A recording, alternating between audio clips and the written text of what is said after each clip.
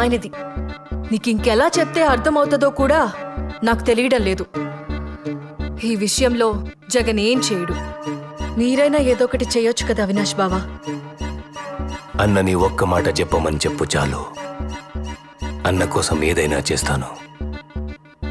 వివేక సార్లుగా సొంత నిర్ణయాలు నేను తీసుకోను. అన్న మాటకు నేను కట్టుబడి ఉంటాను.